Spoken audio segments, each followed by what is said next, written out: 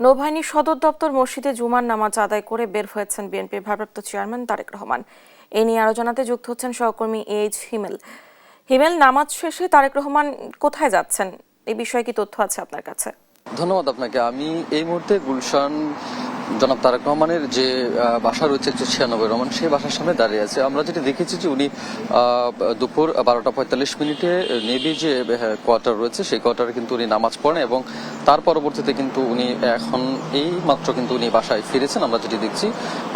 এবং আমরা যেটি জানি যে আজ এই জুম্মার নামাজ আদায় শেষে উনার যে বাবা এবং মায়ের কবর রয়েছে প্রেসিডেন্ট জিয়াউর রহমান এবং বেগম খালেদা যে কবরস্থান সমাধি রয়েছে যে উদ্যানে, সেখানে যাওয়ার কথা রয়েছে।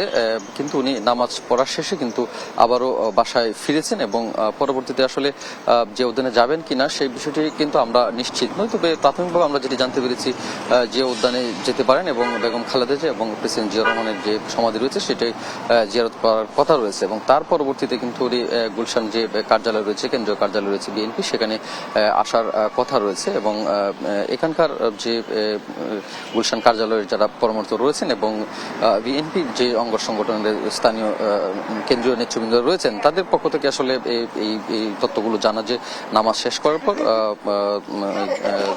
তারেক রহমান যে উদ্যানে যাবেন বাবা মায়ের কবর জিয়ারত করার জন্য, তারপর গুলশান কার্যালয়ে হয়তো বসতে পারেন। রাজধানী গুলশান থেকে তারেক রহমানের জিয়ার এবং বেগম খালেদা জিয়ার যে মাজার সেটা জিয়ারত করা এবং বৈঠকের ব্যাপারে এই ছিল আমার কাছে সর্বশেষ তথ্য।